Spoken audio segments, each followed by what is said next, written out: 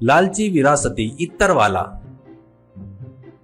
सोमनाथ हर तरीके के छोटे बड़े व्यापार करके किसी भी व्यापार में सेट नहीं हो पाया, इसलिए और कोई भी व्यापार किए तो उसमें थोड़ा बहुत धोखा किए बगैर सेट नहीं हो सकते करके निर्णय लेता है।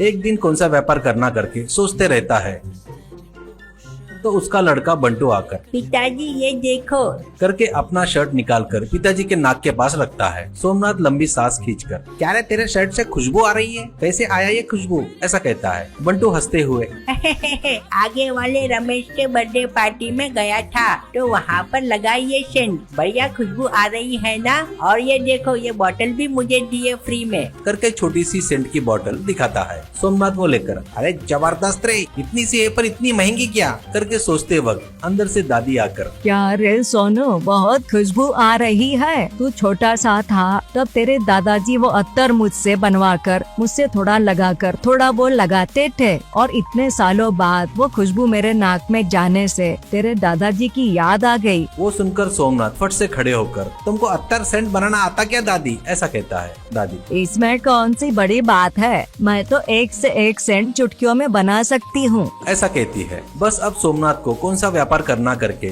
क्लियर हो जाता है। वो सेंट का व्यापार करने की सोचता है। दादी की मदद वो खुद करते हुए घर में ही सेंट अत्तर की बोतल बनाना शुरू करता है सोमनाथ।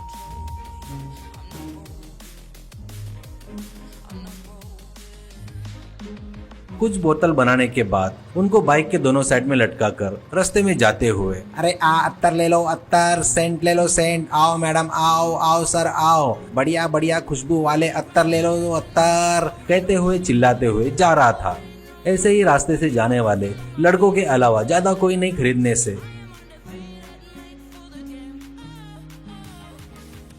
अब वो घर घर जाकर उनको सेंट की खुशबू सुंघाकर बेचने लगा। इसके अलावा और कोई चारा नहीं है करके उसको समझ में आ गया।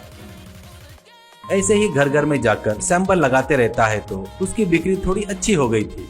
फिर भी जितनी लागत लगाया था उसके मुताबिक बिक्री करके कमाई नहीं हो रही थी। वो ही बात दादी को बताता है। तेरे पर विश्वास करके इस बिजनेस में उतरा हूँ मैं, अत्तर और सेंट बेचने में बहुत तकलीफ हो रही है दादी, ऐसा कहता है। दादी वो सुनकर 2 मिनट अच्छे से सोचकर, आजकल के जमाने में ईमानदारी से बिजनेस करना बोले तो नहीं कर सकते रे सोनू, मैं बताती हूँ वैसा कर, कहकर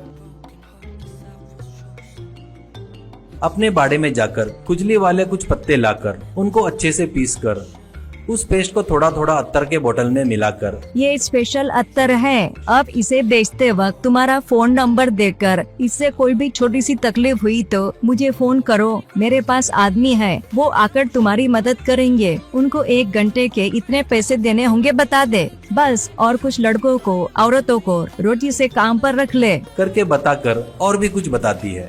सोमनाथ दादी बताए वैसा ही करता है। वो अत्तर बेचते हुए, ये स्पेशल अत्तर सबके जैसे कपड़ों पर लगाए तो मजा नहीं आएगा, इसका सही मजा लेना है तो पूरे बदन को लगाओ, तभी इस अत्तर का महत्व जान पाओगे, कुछ दिनों में ही तुम्हारे शरीर का रंग निखर जाएगा। अगर आपको इस अत्तर से कोई तकलीफ होती है तो मुझे फोन करो, मेरे कंपनी में काम कर रहे लेडीज और जेंट्स वॉलंटियर आकर तुम्हारी मदद करेंगे।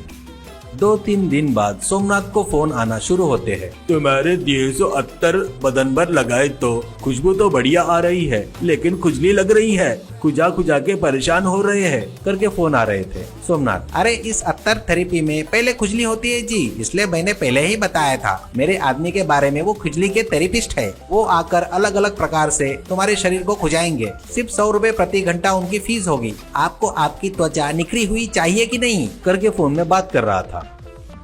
उसके बाद सब लोग, अत्तर के खुजली में इतना आनंद है क्या, तुम्हारे वॉलंटियर लोग उनके स्पेशल नाखूनों से खास करके पीठ पर खुजाते हैं तो अरे वाह, बता नहीं सकता कैसा आनंद मिलता है, मानो स्वर्ग दिखने लगता है, कहते हुए खुजवा रहे थे। अब सोमनाथ अत्तर वाला बन गया था। बड़ा ऑफिस स्टाफ, घंटे के हिसाब से काम करने वाले, खुजली थेरेपिस्ट, वहाँ के आजू बाजू के गाँव में अत्तर के साम्राज्य का सोमनाथ ही राजा बन गया था। दादी के ऊपर प्यार से उनके लिए एक सेपरेट रूम और सोमनाथ उसमें सभी प्रकार के सुख सुविधाएं रखता है।